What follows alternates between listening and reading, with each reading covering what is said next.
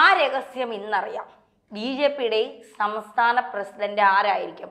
കുറേ നാളുകളായി മാധ്യമങ്ങൾ ഓരോരുത്തരുടെ പേരുകൾ ഇങ്ങനെ പറയുകയാണ്. Shobha Surendran, K Surendran, MD Ramesh, Rajeev Chandrasekhar, V Muraleedharan, അങ്ങനെ നിരവധി ആളുകളുടെ പേരുകൾ ഇങ്ങനെ ഓരോ ദിവസവും BJP അറിയാതെ ഓരോ ദിവസവും BJPയോട് ചോദിച്ചാൽ അവർ ഇതുവരെ തീരുമാനിച്ചിട്ട് പോലുമില്ല എന്നാണ് മനസ്സിലാക്കാൻ സാധിക്കുന്നത്. പക്ഷെ മാധ്യമങ്ങൾ ഓരോരുത്തർക്ക് ഓരോ സ്ഥാനങ്ങൾ ഓരോ മാസവും നൽകിക്കൊണ്ടിരിക്കുകയാണ്. അതിനൊക്കെ വിരാമമിടാൻ സമയമായി.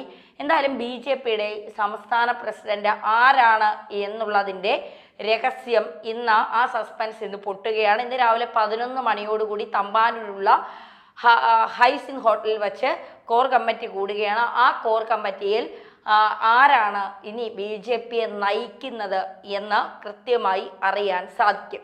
അതിൻ്റെ ഔദ്യോഗികമായ വിവരം നാളെ മാത്രമേ പുറത്തു വരൂ. പക്ഷേ BJP സംബന്ധിച്ചിടത്തോളം അകത്ത് തന്നെ ഒരുപാട് ചാരന്മാർ മാധ്യമ പ്രവർത്തകർക്കിടയിൽ ഉള്ളതുകൊണ്ട് അതിൽ നിന്ന് അറിയുന്ന ആരെങ്കിലും മാധ്യമങ്ങൾക്ക് ചോർത്തി നൽകിയാൽ ഇന്ന് തന്നെ ഒരുപക്ഷെ അറിയാൻ സാധിക്കും ആരാണ് BJPയുടെ സംസ്ഥാന പ്രസിഡന്റ് എന്നുള്ളത്. അല്ലെങ്കിൽ നാളെ രാവിലെ 11 മണിക്ക് ഉദയ പാലസ് കൺവെൻഷൻ സെന്ററിൽ വെച്ച് ഔദ്യോഗികമായി BJPയുടെ സംസ്ഥാന കൗൺസിൽ അംഗം സുധീർ ആ വിവരം കൃത്യമായി പുറത്തുവിടുക തന്നെ ചെയ്യും. അതോടുകൂടി BJPയുടെ സസ്പെൻസ് തീരും. ആരാണ് സംസ്ഥാന പ്രസിഡന്റ് എന്നുള്ളത്. ഈ സംസ്ഥാന പ്രസിഡന്റിനെ തീരുമാനിക്കുന്നത് കേരളത്തിലെ മാധ്യമങ്ങളല്ല. അതാദ്യം നമ്മൾ മനസ്സിലാക്കണം. BJPയെ സംബന്ധിച്ചിടത്തോളം BJPയുടെ കാര്യങ്ങൾ, BJPയുടെ സംഘടനാ തലത്തിൽ നടക്കുന്ന അഴിച്ചുപണികളെല്ലാം പുനർ നടപടികളെല്ലാം ദേശീയ നേതൃത്വത്തിൻ്റെ കീഴിലാണ് എല്ലാം നടക്കുന്നത്. ഇവിടെ സംസ്ഥാന അധ്യക്ഷനെ തിരഞ്ഞെടുത്തത് JP നദ്ദ എന്ന് പറയുന്ന ദേശീയ അധ്യക്ഷനും പ്രധാനമന്ത്രി നരേന്ദ്രമോദിയും അമിത്ഷായും ചേർന്ന് ഈ 3 പേർ ചേർന്നാണ് കേരളത്തിലെ സംസ്ഥാന അധ്യക്ഷനെ തിരഞ്ഞെടുത്തത്. ആ പദവി ആർക്ക് കിട്ടുക എന്നുള്ളതാണ്. അതിൻ്റെ ഒരു സർവേ നടത്തും. ഈ അണികൾക്കിടയിലൊക്കെ ഈ കേരളത്തിലെ സംസ്ഥാന നേതൃത്വം അറിയാതെ ഒരു സർവേ നടത്തും. ആ സർവേയിൽ കൂടി കണക്കിലെടുത്തുകൊണ്ടാണ് ഈ സംസ്ഥാന അധ്യക്ഷൻ ആരാണ് എന്ന് തീരുമാനിക്കുന്നത്. ഇന്ന് ചേരുന്നത് കോർ കമ്മിറ്റിയാണ്. അതായത് ഈ കോർ കമ്മിറ്റിയിൽ സംസ്ഥാന പ്രസിഡന്റ്, ഇപ്പോഴത്തെ സംസ്ഥാന പ്രസിഡന്റ്, മുൻ സംസ്ഥാന പ്രസിഡന്റ്, സംസ്ഥാന ജനറൽ സെക്രട്ടറി, വൈസ് പ്രസിഡന്റുമാർ, അങ്ങനെയുള്ള കുറച്ച് പേർ ചേർന്നുള്ളതാണ്. വളരെ നിർണായകമായ തീരുമാനങ്ങൾ എടുക്കുന്ന സമയത്ത് ചേരുന്ന ആളുകൾ മാത്രം അടങ്ങുന്നതാണ് കോർ കമ്മിറ്റി എന്ന് പറയുന്നത്. അടുത്ത കാലത്താണ് ശോഭാ സുരേന്ദ്രൻ കോർ കമ്മിറ്റിയിലേക്ക് എത്തിയത്. അപ്പോൾ ഈ കോർ കമ്മിറ്റി അതിനുശേഷം ആണ് ഈ നാളെ രാവിലെ 11 മണിക്ക് ഉദയ പാലസിൽ വെച്ച് ഈ കൺവെൻഷൻ നടക്കുന്ന ആ കൺവെൻഷനിൽ വെച്ചാണ് ആരായിരിക്കും സംസ്ഥാന പ്രസിഡന്റ് എന്ന് തീരുമാനിക്കാൻ പോകുന്നത്. ഇന്ന് രാവിലെ നടക്കുന്ന കോർ കമ്മിറ്റിയിൽ ഈ പ്രഹ്ലാദ് ജോഷി എന്ന കേന്ദ്രമന്ത്രിയുടെ കയ്യിൽ ആ സസ്പെൻസ് ഉണ്ട്.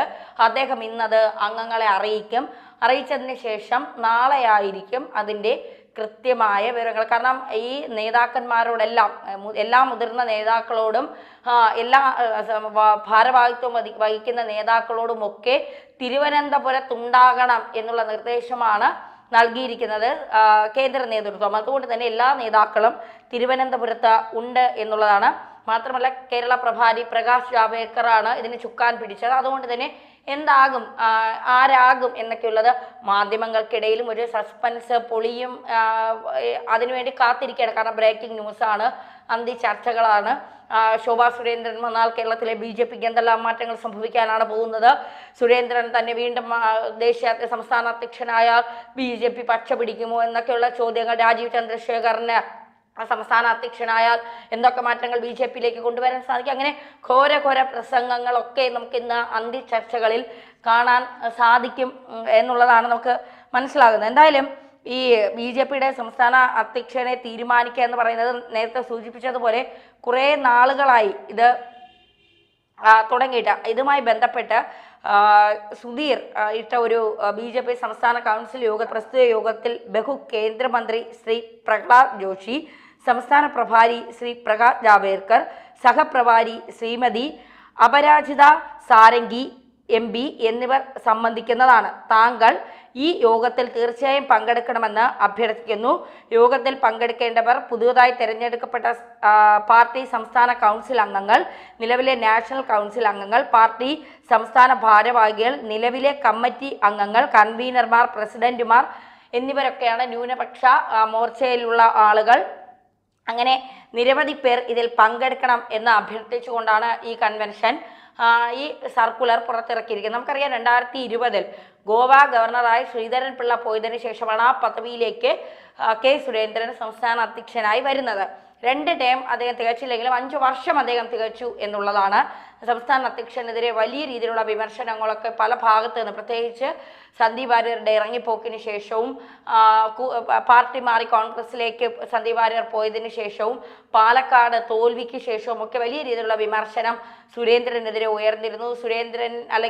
സുരേന്ദ്രന്റെ ചില തീരുമാനങ്ങളാണ് പാർട്ടിക്ക് പരാജയത്തിനുള്ള കാരണം എന്നൊക്കെ പറഞ്ഞുകൊണ്ട് നിരവധി തവണയാണ് അല്ലെങ്കിൽ നിരവധി പേരാണ് പാർട്ടിക്കകത്ത് നിന്ന് രംഗത്തെത്തിയത് എന്നൊക്കെ മാധ്യമങ്ങൾ വാർത്ത നൽകി. പലരും രാജിവെച്ചൊരുങ്ങാൻ പോകുന്നു എന്നൊക്കെയുള്ള വാർത്തകൾ വന്നു. പക്ഷേ അതൊന്നും സംഭവിച്ചില്ല എന്നുള്ളതാണ് യാഥാർത്ഥ്യം. സുരേന്ദ്രൻ തന്നെയാണ് നിലവിലും പാർട്ടിയുടെ സംസ്ഥാന അധ്യക്ഷനായി തുടരുന്നത്. പക്ഷേ ഇനി വരുന്ന സമയങ്ങളിൽ ആരായിരിക്കും സംസ്ഥാന അധ്യക്ഷൻ എന്നുള്ളത് നമുക്ക് ഇന്ന് സസ്പെൻസ് അറിയാം. ആ രഹസ്യം മാധ്യമങ്ങൾക്കാരും ചോർത്തി നൽകിയില്ലെങ്കിൽ നാളെ 11 മണി വരെ കാത്തിരിക്കണം. ആരെങ്കിലും ചോർത്തി നൽകിയാൽ ഉടൻ തന്നെ ബ്രേക്കിംഗ് ആയി അത് പുറത്തു വരും.